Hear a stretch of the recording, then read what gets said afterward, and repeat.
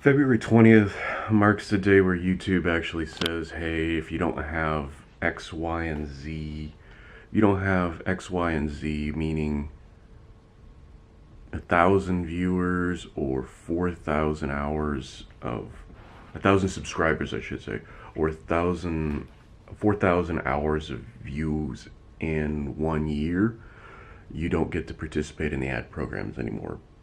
I don't I don't advertise. I don't use the AdSense program or whatever to make sure I get paid for the video. I don't do this for money.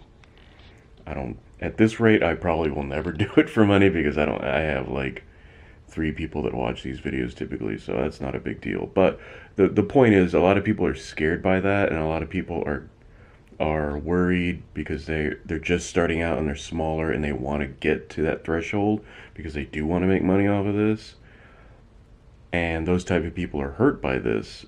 I don't know whether or not it's going to cause a lot of people to lose traction, but I did hear the argument that the smaller channel people are sometimes drawn to a smaller channel, and then the recommends are bigger channels, or vice versa. You go to a big channel, then you see somebody smaller who's doing something along the same lines or has the same idea but executes differently. You won't see those as much because those people will possibly deplatform.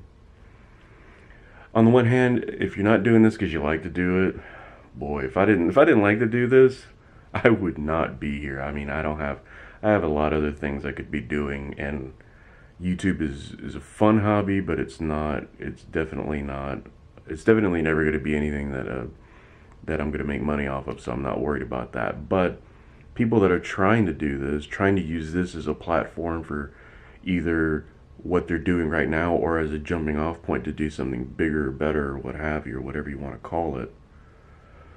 I don't know. It's YouTube, so they're a private company and they're not your friend. They will do whatever they're gonna do to try to make money because that's their business. So if you're gonna trust something like a company like YouTube to have your back, that's just not gonna happen ever. That's never going to happen, and that's fine. Just know that when you do YouTube, you're on your own, and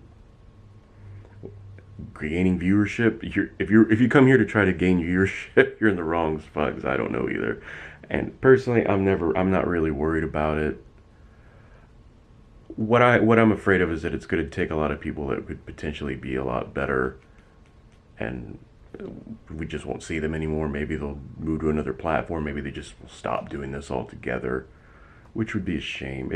But then again, if those types of people are here to just make money, wow, maybe go do something else. I don't know. I don't know. It's not an easy decision. It's not anything that would be really hard to. I don't know. YouTube is going to do what YouTube does to make sure that they protect their bottom line, and if it means pushing you out of the way to make sure that they still make money, then that's just the way it's going to be. Personally, I don't care if there aren't many platforms, though. That's the big thing. There aren't many big platforms. There was one VidMe, but they're gone now. Facebook is a decent platform, but you don't really get seen unless people like you, and then you have to go through that process to get people to like you and blah blah blah. YouTube is a little more random that way. Twitter video is okay. I noticed that I have to put stuff at 720 to make it look okay, and then they only give you 2 minutes and 20 seconds unless you're pay for it, I guess, or have a check where you're verified or something like that. Then you'll be able to do longer videos. But I think you have to just pay to get anything beyond 2 minutes. That's probably what's going to happen with YouTube eventually. They already have YouTube Red and YouTube TV and YouTube this and that. But I think that's probably what it's going to end up happening. You're going to just have to pay for everything. I don't know whether or not that's definitely not a good thing for the platform overall. It's a good thing for YouTube revenue, but just like YouTube doesn't care about me, I don't care about YouTube. And that's the attitude you have to walk in here. You have to walk in knowing that you're not going to do anything. You're not going to make money off of this. You're just doing this because you want to say something. and that YouTube is not your friend and they're not going to ever have your back ever. You have to make sure that what you're doing is for you and it's yours and yours alone, and you can always walk away. Long term for YouTube, I don't know. I don't know whether or not it's good actually. This model, the problem is this model is not going to go away. It's going to be more and more because they need to just make money because they're a company and that's what companies do. You make money and that's it. I don't know what the next steps are. As far as YouTube goes, I'm still going to do what I do for as long as I think it's fun.